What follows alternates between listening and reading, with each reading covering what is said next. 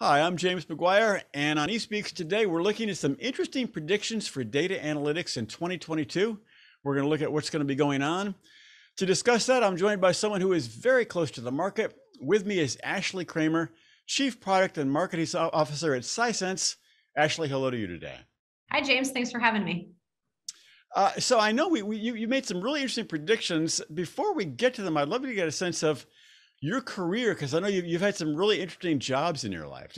Please enlighten us. Yeah, sure. So I've have a lot of background in this industry, which is really exciting. And we'll go back, several jobs ago. I was actually privileged to be at Amazon in the early AWS days. So an Oh, internal wow. AWS beta customer. So really Okay. cutting edge cloud. From there, I went to Tableau. And so we all know what Tableau does. And so Sure. there in the early days through the scale days of Tableau, lots of analytics experience from that. And then Mhm. from there, I ended up at Alteryx, which at the time we were Prep and Blend, and we pivoted to be a data science platform as well. And so if you think about what landed me at Sisense, it's cloud plus analytics plus data science, and always my love of data, which was the perfect fit at Sisense. And that's where I am today.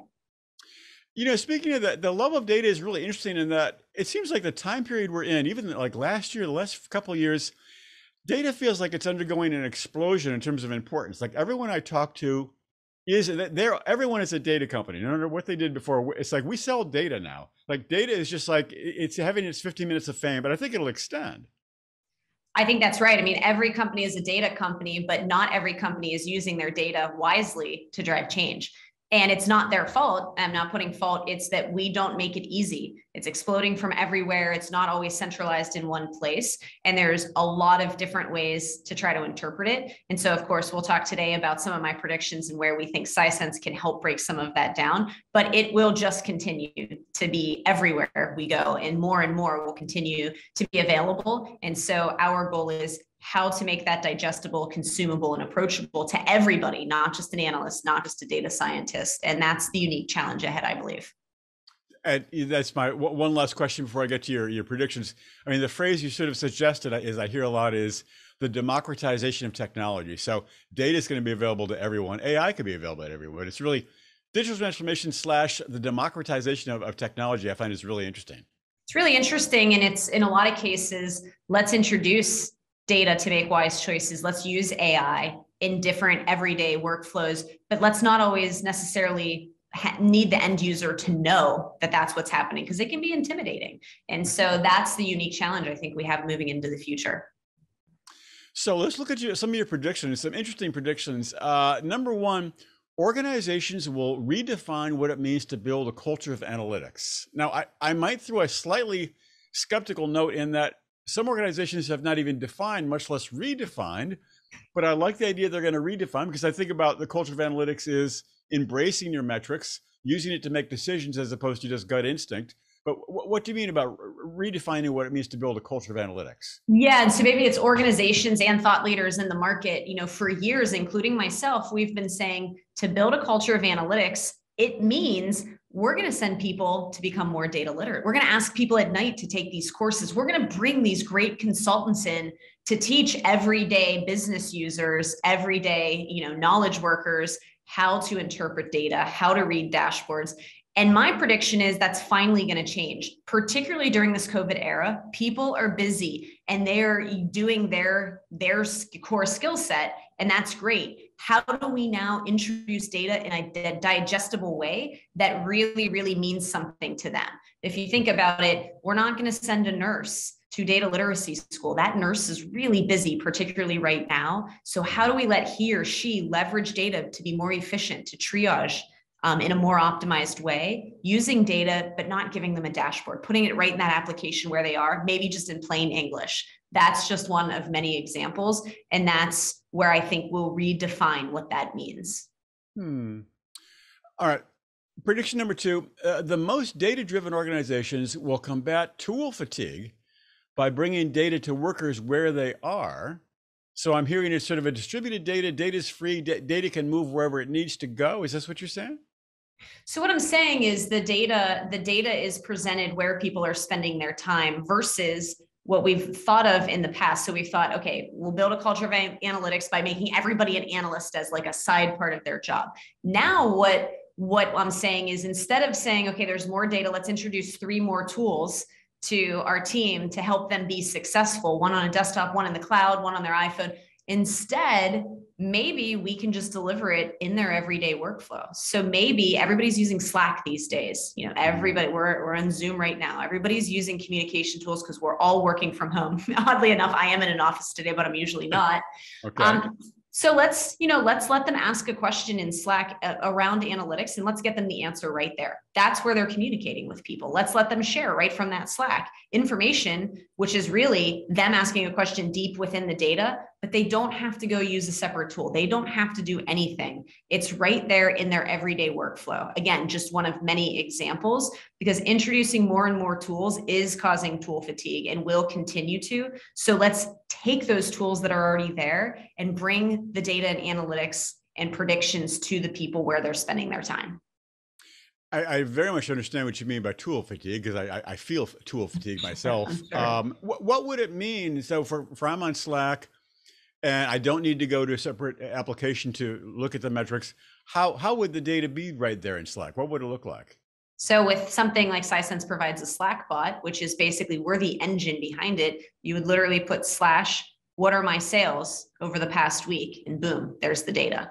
And so again, just one of many examples. Another example for a salesperson is they spend their day in CRMs. One thing that we've done in the past is we said, well, we'll bring in a tool and we'll build a pre-canned dashboard and we'll throw that dashboard right in Salesforce and other CRMs. And that'll make a salesperson really more productive.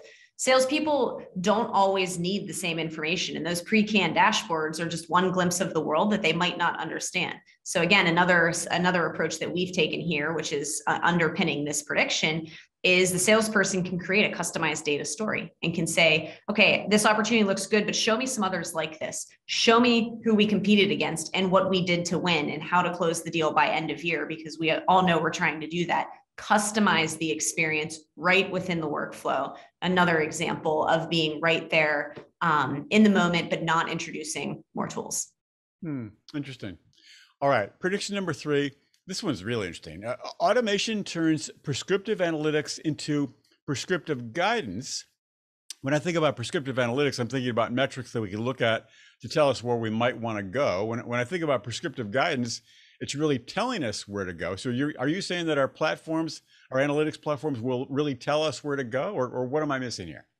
I think that's exactly where the world's going. We've obviously done a nice job of leaving just descriptive, what's happening now, analytics, to predictive, this might happen. And we've started talking about prescriptive, but let's think of the example of a customer success rep. What if we were smart enough in analytics to see that there's a customer meeting on that person's calendar and then go and send them guidance that, hey, this customer's mad because we had downtime last week. But in the past, when we've offered this customer a 5% discount, over the next month, then we've seen success and we've gotten them back on a great path. Also, other customers in this situation have really appreciated and responded well to these tips. Send that before they get on the call, right? So it's guidance now, instead of thinking that service rep, and maybe they will, lots of people will leave their experience, go dig through and find the information and come back. So we've gotten okay with prescriptive analytics, but again, if it's not actually guiding the person, if it's not pushing them, if it's not proactive in the approach, that's where the automation spin is. That rep didn't ask for that information. That customer success rep had it sitting there waiting for them because we were smart enough to know what they needed. Who is it that performs the automation? Is that the sales rep themselves? Is it a dev somewhere? How is that built? I want the analytics platform to do it. So you put some AI in the analytics platform, and in a responsible way, right? We got to talk about a responsible AI in this scenario, but we have the information that we need. It's set up in the background. And so, yeah, in some cases, the rep could go in and say, make sure you alert me about this. But in some cases, they're busy. So I want us to be smart enough to really send that guidance. And of course, in a responsible way. And some people might not want it. So click, don't show me this again. Done. It's just like a news feed. If you think about it, you get all the relevant information because it knows what you're looking at. But sometimes you looked at something, you're like, I don't want to see any more about politics. Stop showing me this. Interesting. All right. So that's what may happen in the year ahead. What about news from Sisense? Is there any recent product news we should know about? Yeah, we're really excited. We are excited to announce earlier this week that we now have in the Sisense Fusion platform something called Notebooks. And what Notebooks does is it empowers more people to use the Sisense Fusion platform to really infuse analytics everywhere. And by more people, what I mean is people that speak code as their first language. So people that like to write out their SQL and Python and build those visualizations and build those deep models. And then with one click, go and share to that end user drag and drop self-service audience that Sisense has always really spoken to. And this is actually the final coming together of an acquisition that Sisense made back in 2019 called Periscope Data. So the full Periscope Data IP is now completely integrated as part of the Sisense Fusion platform. We think this will open up to tons of new use cases in organizations. And that is available right now, like, totally for customers. That's available as of Wednesday. Interesting. All right. Ashley, thanks so much for sharing your expertise and your insight today. I think it's going to be an interesting sector to watch. Thank you very much. Thank you very much. Appreciate you having me on, and happy holidays to everybody.